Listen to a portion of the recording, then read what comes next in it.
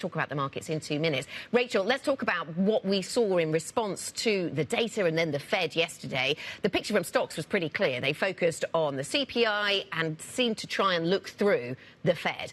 What did the FX and rates markets take away from all of the news of yesterday? Yeah, I think it was a similar reaction there in the rates market too. I mean, you really saw kind of like a massive rally off the back of CPI. That was exactly what the bond market has been looking for the last few months. A clear sign that inflation is heading back down towards the Fed's target. So we saw the biggest move in the wake of CPI for 2-year Treasury yields this year, since December.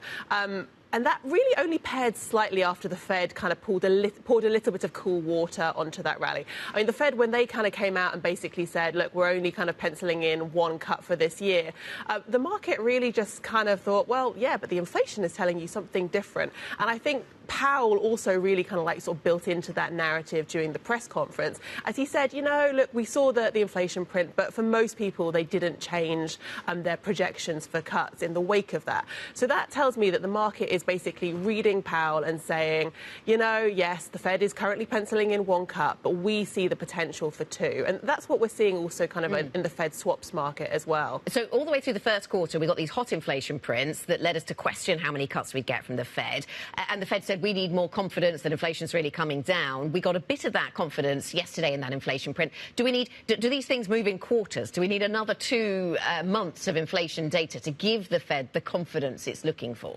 I think the Fed is going to be looking for at least one more print on this. I mean, like it's kind of like had, you know, 2 now, as you point out. So I think one would kind of sort of really give them that confidence that it's moving in the right direction. For the market, though, it doesn't even need that. You know, the market is kind of quite happy just sort of piling in at this point, just given kind of like the projection of where we're headed. OK. And what's the read across into other FX markets then? Because, of course, euro-dollar, for example, is very much about European politics, just briefly. Yeah, actually, I would look at Japan, because we have the Bank of Japan meeting coming tomorrow. And there you really have seen the yen very under pressure from the dollar. The Bank of Japan is going to really need to come out and be particularly hawkish to change that narrative. Okay.